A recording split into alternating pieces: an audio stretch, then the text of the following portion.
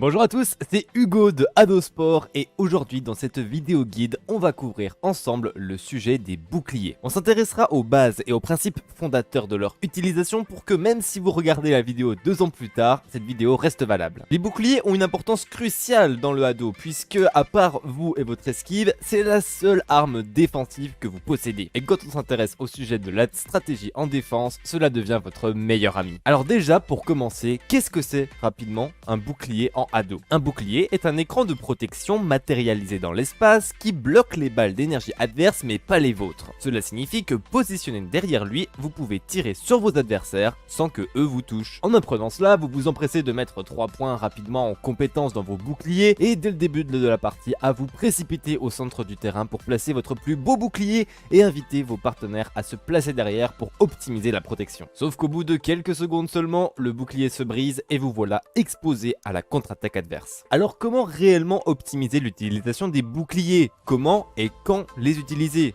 Ces questions, on va y répondre dans cette vidéo. Commençons déjà par détailler les statistiques de ces boucliers, ça nous aidera à mieux les comprendre. On s'est bien amusé sur notre terrain chez Adosport à faire nos petits calculs et voici ce qu'il en ressort. Le bouclier a une hauteur amplement suffisante pour protéger tout type de joueur et a une largeur d'environ 1,50 m. Une fois déployé, sa position est fixe et il est impossible de le redéployer. Ça a changé, car à la création du Hado, le bouclier suivait le joueur. A noter aussi que vous pouvez déployer le bouclier dans le camp adverse. Et voici sur votre écran les statistiques qui nous intéressent, à savoir les caractéristiques de vos boucliers selon les points de compétence que vous investissez. Vous voyez qu'à chaque point investi, non seulement le nombre de points de vie de vos boucliers augmente, mais également leur nombre. Ça nous donne, entre le niveau 1 et le niveau 5, une différence astronomique en termes de nombre total de points de vie. Et ça, c'est nouveau depuis avril 2020 avec la version 9.2 du Hado. Dernière mécanique à prendre en compte, vous le voyez écrit à l'écran, un bouclier perd un point de vie toutes les 3 secondes ou quand il reçoit l'impact d'une balle d'énergie. Vous le voyez, entre le niveau 4 et le niveau 5 en bouclier, on a la plus forte augmentation en termes de nombre total de points de vie, avec plus 18 points de vie. C'est là-dessus qu'on va jouer et s'appuyer pour la stratégie classique mise en place quand on parle de bouclier. L'investissement en 1-1-3-5,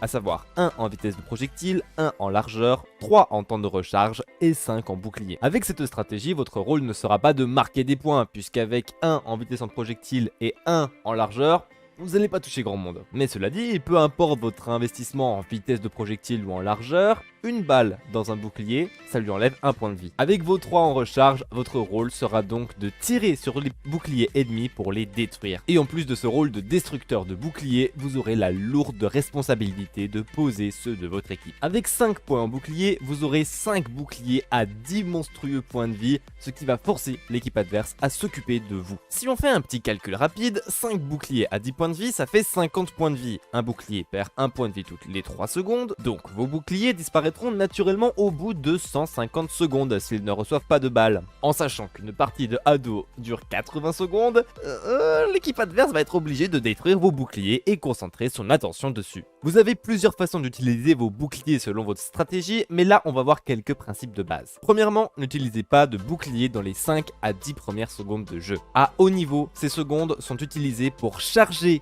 les balles d'énergie pour préparer une salve meurtrière coordonnée. L'équipe adverse va donc ainsi passer ces 5 à 10 secondes à recharger et non pas à tirer, et si vous avez placé votre bouclier, il va juste perdre naturellement des points de vie et ne pas vous protéger. Deuxièmement, si l'équipe adverse pose un bouclier très avancé, n'hésitez pas à placer le vôtre juste devant le bouclier adverse. Cela va bloquer le champ de visée du joueur adverse placé derrière, et c'est une mécanique importante à retenir, le champ de visée. Si un joueur de Hado a son champ de visée bloqué par un bouclier, il sera beaucoup moins efficace. Placez donc vos boucliers devant les boucliers offensifs adverses, et d'une manière plus générale, n'hésitez pas à bloquer le champ de visée d'un joueur un peu trop agressif qui se serait trop avancé. Troisièmement, n'oubliez pas que vos boucliers peuvent carrément se placer dans le camp adverse. En effet, si vous vous placez au niveau de la ligne blanche et que vous placez un bouclier, ce dernier va se placer quelques centimètres dans le camp adverse et ainsi manger un peu d'espace de jeu à vos adversaires. Faites cela si vous comptez passer dans une phase d'agression par exemple. Au-delà de ces conseils, il va falloir être créatif. Par exemple, vous pouvez décider en début de partie de placer 2 joueurs derrière un bouclier de manière très agressive de façon à surprendre l'adversaire, ou alors même de placer un mur de 3 boucliers en même temps, ou placer 2 boucliers l'un derrière l'autre pour optimiser la stratégie.